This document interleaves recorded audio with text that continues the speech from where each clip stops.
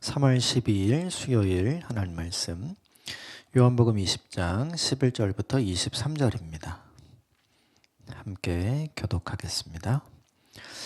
마리아는 무덤 밖에 서서 울고 있더니 울면서 구부려 무덤 안을 들여다보니 흰 옷 입은 두 천사가 예수의 시체 뉘었던 곳에 하나는 머리편에 하나는 발편에 앉았더라.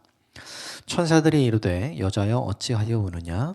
이르되 사람들이 내 주님을 옮겨다가 어디에 두었는지 내가 알지 못함이니이다. 이 말을 하고 뒤로 돌이켜 예수께서 계신 것을 보았으나 예수이신 줄은 알지 못하더라. 예수께서 이르시되 여자여 어찌하여 울며 누구를 찾느냐 하시니 마리아는 그가 동산지기인 줄 알고 이르되 주여 당신이 옮겼거든 어디에 두었는지 내게 이르소서. 그리하면 내가 가져가리이다. 예수께서 마리아야 하시거늘 마리아가 돌이켜 히브리 말로 라보니 하니 이는 선생님이라 하는 말이라. 예수께서 이르시되 나를 붙들지 말라. 내가 아직 아버지께로 올라가지 아니하였노라. 너는 내 형제들에게 가서 이르되 내가 내 아버지 곧 너희 아버지 내 하나님 곧 너희 하나님께로 올라간다 하라 하시니 막달라 마리아가 가서 제자들에게 내가 주를 보았다 하고 또 주께서 자기에게 이렇게 말씀하셨다 이르니라.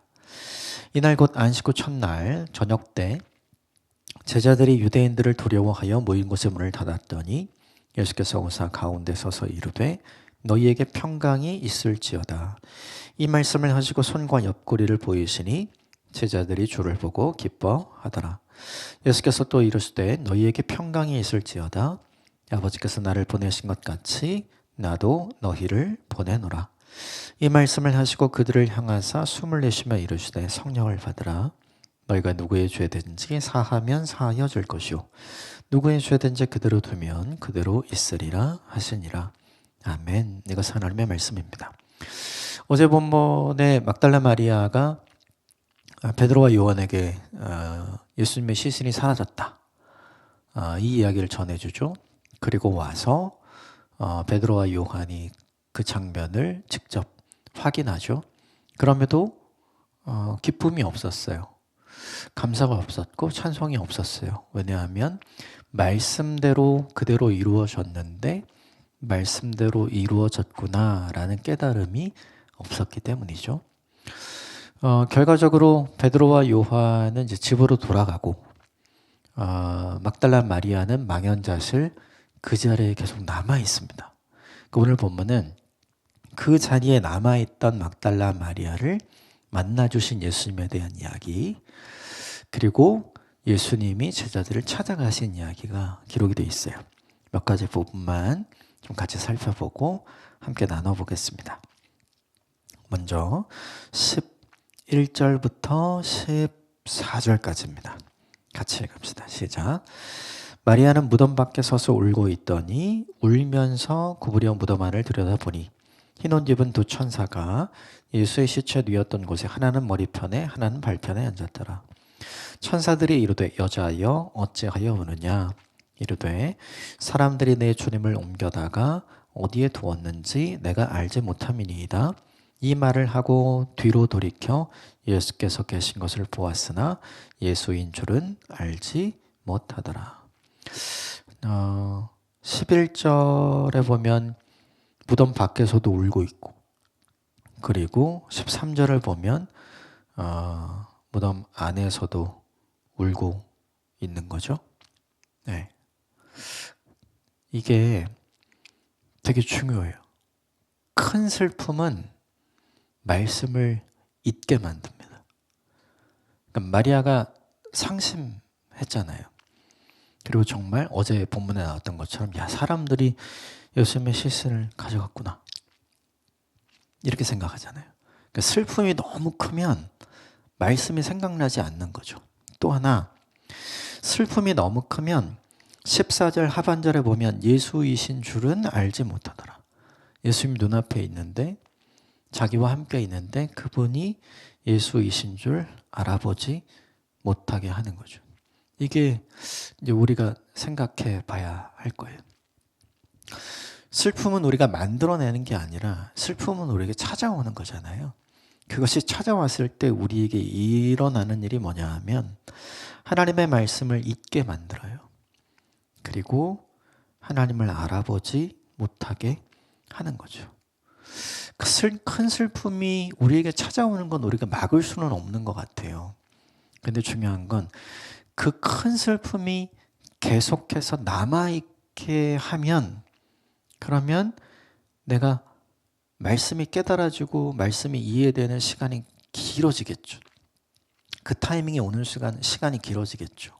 또 하나, 주님이 내게 보내주신 은혜, 주님이 내게 주신 선물, 또 주님이 내게 주신 회복의 기회, 이런 것들을 알아보고 그것을 붙드는데 시간이 걸릴 수 있어요. 그러므로 좀 생각을 해봐야 될 게 있죠. 뭐냐면 큰 슬픔이 우리를 사로잡는 건 어쩔 수 없지만 그 큰 슬픔에 깊이 빠져 있는 시간이 길면 안 되겠다.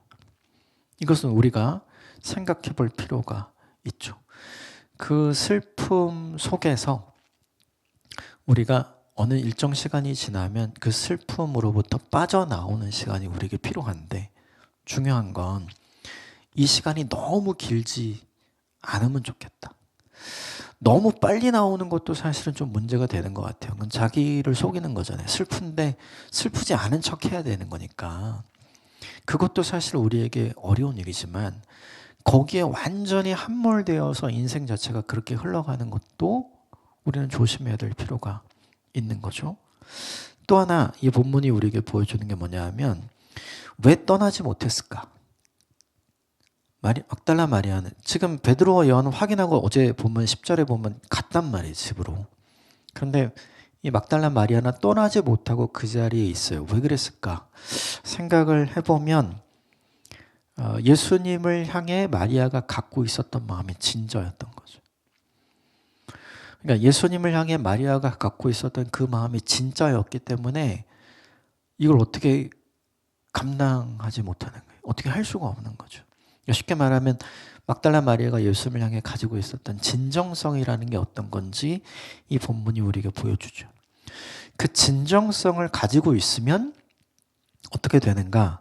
오늘 본문의 13절에 보면 이렇게 되어 있어요. 사람들이 내 주님을 옮겨다가 어디에 두었는지 내가 알지 못합니다. 예수님을 뭐라고 불러요? 내 주님, 나의 주님이라고 부르죠. 예수님이 십자가에 못 박혔을 때 모든 사람들은 예수님을 어떻게 불렀어요? 죽어 마땅한 죄인, 신성모독한 죄인이라고 불렀어요. 그래서 십자가에 못 박으로 얘기했죠. 모든 사람이 예수님께 등을 돌리고 예수님을 배신한 순간에도 지금 막달라 마리아는 어떻게 해요? 예수님께 등을 돌리지 않았어요. 그리고 여전히 예수님을 그리워하고 있고 예수님을 보고 싶어 하는 마음이 있죠. 그리고 무엇보다 그 예수님을 아직 내 주님이라고 부르죠. 이게 뭐냐면 막달라가 보여준 진정성인 것 같아요. 사람들은 모두 다 예수님을 정치범으로 몰았습니다. 죄인이라고 불렀어요. 자칭 예수 그리스도라고 불렀습니다.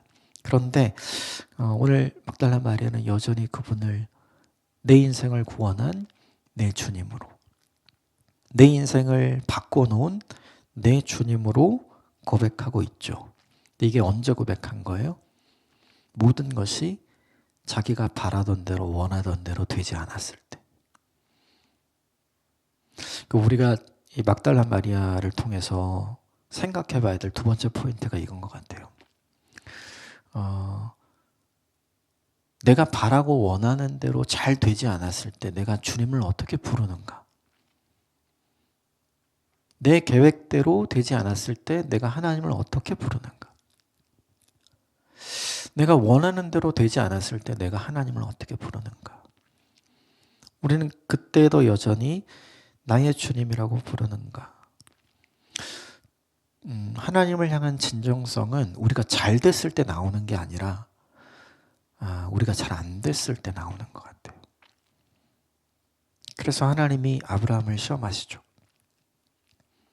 내 사랑하는 내 아들, 내 독자 이삭을 바쳐라. 그게 아브라함이 원하는 게 아니잖아요. 근데 그때 아브라함이 어떻게 하는지를 하나님이 보고 싶어 하는 거죠. 그게 하나님의 테스트잖아요. 그러니까 우리가 하나님을 향해 가지고 있는 진정성은 항상 어떤 때 찾아오냐면 우리가 원하는 대로 되지 않을 때, 우리가 뜻하는 대로 되지 않을 때, 특별히 그 일이 내게 잘 안 됐을 때, 그때 드러나는 거예요. 여러분, 잘 안 됐을 때 대부분의 사람들은 다 떠나요. 근데 진짜 진정성에 있는 사람은 잘 안 됐을 때 그때에도 내 주님이라고 고백하고 그때에도 감사할 수 있는 사람이 되는 거죠. 저는 이 막달라 마리아가 가진 이 진정성이 저 여러분의 인생에 가득하게 되기를 주님의 이름으로 축복합니다. 베드로와 요한, 가장 진정성 있는 사람들처럼 사람들에게 보였어요. 예수님께 가장 가까이 있는 사람이었고, 막달라 마리아는 근처에도 못 온 사람이었죠. 그런데 십자가 앞에서 어떻게 됩니까? 제자들은 다 사라졌는데 그래도 이 막달라 마리아는 끝까지 죽기 전에도, 그리고 무덤에 묻혀 있을 때에도 가장 가까이에서 거리를 지키며 진정성을 보여주잖아요. 이 모습이 막달라 마리아를 통해 우리가 배워야 할 모습은 아닌가 생각이 듭니다. 두 가지. 큰 슬픔, 그것이 우리에게 찾아오는 건 어떻게 할 수 없어요. 그 속에 너무 오래 있지 않았으면 좋겠고, 또 하나, 우리가 원하는 대로 바라는 대로 되지 않았을 때 바로 그때 우리의 진정성을 주님 앞에 보여드릴 수 있는, 주님을 내 주님이라고 고백할 수 있는 하나님의 사람이 되시기를 주님으로 축복합니다. 이런 진정성을 가졌던 마리아에게 예수님이 하신 일이 있습니다. 15절부터 7절까지 같이 읽읍시다. 시작. 예수께서 이르시되 여자여 어찌하여 울며 누구를 찾느냐 하시니 마리아는 그가 동산지기인 줄 알고 이르되 주여 당신이 옮겼거든 어디에 두었는지 내게 이루소서. 그리하면 내가 가져가리이다. 예수께서 마리아야 하시거늘 마리아가 돌이켜 히브리 말로 라보니 하니 이는 선생님이라는 말이라. 예수께서 이르시되 나를 붙들지 말라. 내가 아직 아버지께로 올라가지 아니하였노라. 너는 내 형제들에게 가서 이르되 내가 내 아버지 곧 너희 아버지 내 하나님 곧 너희 하나님께로 올라간다 하라 하시니. 진정성을 가지고 있었던 마리아에게 예수님이 이름을 불러주시죠. 마리아야. 그렇죠? 변함없는 진정성을 우리가 갖고 있을 때 주님이 그걸 아시는 거예요. 생각해 보세요. 이 순간에 마리아의 이름을 불러주시는 예수님. 분명 마리아는 예수님 누군지 몰랐거든요. 네. 그러니까 15절에 보면 동산지기, 그 무덤가를 지키는 사람인 줄 알고 어디다 뒀느냐, 당신이 옮겼으면 내가 찾고 싶다, 이런 얘기를 하잖아요. 그런데 그 중심과 진정성을 본 예수님이 마리아야 이렇게 부르시죠. 이게 마리아에게 어떻게 들렸을까요? 얼마나 큰 칭찬으로 들렸을까? 얼마나 큰 감동으로 들렸을까? 변함없는 진정성이 예수님의 음성을 듣는 방법이에요. 변함없는 진정성이 예수님을 만나는 방법입니다. 이게 지금 마리아가 우리에게 보여주는 거죠. 어쩌면 우리가 예수님의 음성을 듣지 못하는 이유, 어쩌면 우리가 예수님을 만나지 못하는 이유가 진정성이 없는 우리의 모습 때문인지 몰라요. 지금 마리아는 변함이 없잖아요. 이 변함없는 마리아에게 변함이 없으신 예수님이 다가가시고 이름을 불러주시고 만나 주시죠. 베드로와 요한 진정성이 없어요. 사라지잖아요. 다른 제자들 다 마찬가지죠. 부활하신 주님께서 처음으로 만나주시고 이름을 불러주신 사람, 끝까지 진정성을 보였던 막달라 마리아였거든요. 저는 이 모습이 우리가 주목해야 할 모습이 아닌가 생각이 들어요. 한때 내가 이런 진정성이 있었다, 이것 가지고 살지 않았으면 좋겠습니다. 베드로 한때 그런 진정성이 있었죠. 요한 한때 그런 진정성이 있었고 다른 제자들도 마찬가지죠. 그런데 지금은 없잖아요. 그러니까 부활의 첫 증인이 되지 못하죠. 아직 베드로의 이름도 요한의 이름도 예수님 불러주지 않잖아요. 그런데 이 진정성을 가지고 있는 마리아에게 예수님은 이름을 불러주시고 그리고 첫 증인이 되게 하시고 그리고 맡겨주시죠. 가서 전해라. 가장 중요한 일을 또 맡겨주시죠. 주님의 음성이 없어서 못 만나는 것도 아니고 주님이 없어서 우리가 못 만나는 것도 아니에요. 주님의 음성을 듣지 못하는 이유, 주님을 못 만나는 이유는 주님께 문제가 있는 게 아니라 진정성이 없는 우리에게 문제가 있는 거죠. 이 진정성을 잘 회복하는 오늘 하루가 되시기를 주님의 이름으로 축복합니다. 그러면 선명하고 분명한 우리 이름을 불러주시는 주님의 음성을 들을 수 있고 그 음성을 들려주시면서 우리와 함께 계시는 주님을 만나고 경험할 수 있게 될 줄 믿습니다. 그 이후에 막달라 마리아는 예수님이 말씀하신 것처럼 제자들에게 가서 이 이야기를 다 해요. 내가 부활하신 예수를 만났다. 그런데 제자들은 믿지 않아요. 오히려 큰일 났다. 우리가 예수님의 시신을 훔쳐서 옮겼다고 이야기하고 예수님 말씀하신 대로 예수님이 부활하셨다라고 소문을 내는 사람으로 오인받을 수 있겠다. 제자들은 이런 생각을 하게 되죠. 물론 이런 생각은 사내들은 공회와 대제사장들이 이미 하고 있었어요. 그들을 그렇게 몰아야 된다. 이런 생각을 하고 있었죠. 이런 걱정과 근심과 두려움이 가득했던 제자들이 모여있는 곳에 예수님이 나타납니다. 19절, 20절 같이 읽읍시다. 22절까지 같이 읽읍시다. 시작. 이날 곧 안식 후 첫날 저녁 때 제자들이 유대인들을 두려워하여 모인 곳의 문을 닫았더니 예수께서 오사 가운데 서서 이르되 너희에게 평강이 있을지어다. 이 말씀을 하시고 손과 옆구리를 보이시니 제자들이 주를 보고 기뻐하더라. 예수께서 또 이르시되 너희에게 평강이 있을지어다. 아버지께서 나를 보내신 것 같이 나도 너희를 보내노라. 이 말씀을 하시고 그들을 향하여 숨을 쉬며 이르시되 성령을 받으라. 제자들이 생각할 때 예수님의 시신이 없어졌고 또 사내들인 공회, 대제사장들, 유대의 장로들은 예수님이 제자들이 시체를 가져다가 숨겨두고 예수님이 부활했다고 소문을 내면 안 되니까 이걸 막아야 된다라고 다른 본문에 보면 스스로 이야기하고 사람들을 푸는 장면이 등장을 하죠. 그 이야기들을 아마도 오늘 본문에 등장하는 오늘 본문에 등장하는 유대인들을 두려워했던 이유가 바로 그것이었던 것 같고 이 문제에 대해서 어떻게 할까 논의를 하고 빨리 예루살렘을 떠나는 것이 제자들에게 더 안전한 길이잖아요. 어쩌면 그것을 논의하는 장소였을지 모르겠어요. 그런데 바로 그때 예수님이 찾아오는 거죠. 그리고 이렇게 이야기했어요. 너희에게 평강이 있을지어다. 보통 사람들이 배신자를 찾아가는 이유가 있어요. 복수하기 위해서죠. 갚아주기 위해서. 그러니까 예수님의 입장에서 제자들은 배신자잖아요. 전부 다 사라졌잖아요. 그죠? 그리고 실제로 빈 무덤을 보았음에도 전혀 깨닫는 자가 없고 예수님이 말씀하신 거를 다 허투루 들었다는 얘기죠. 다 귀담아 듣지 않았다는 반증인 거죠. 그러면 너 왜 그랬니? 내가 이야기한 대로 듣는데 내 말을 왜 듣지 않았니? 믿지 않았니? 너 왜 날 배신했니? 막 이러면서 책망하고 혼내러 가야죠. 근데 예수님은 그렇지 않아요.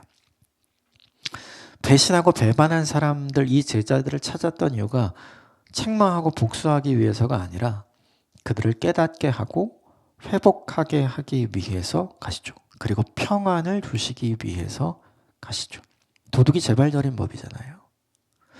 제자들이 불안했던 이유, 유대인들이 두려웠기도 했지만 사실은 그들 스스로가 문제였어요. 예수님을 배신하고 배반한 그들 자신이 문제였다는 걸 잘 알고 있는 거죠. 어쩌면 제자들에겐 그 자리가 굉장히 가시방석 같은 자리였을 거예요. 근데 그 가시방석과 같은 그 자리를 예수님이 무엇으로 만드냐면 평안과 평강이 흐르는 자리, 은혜의 자리로 완전히 바꾸시죠.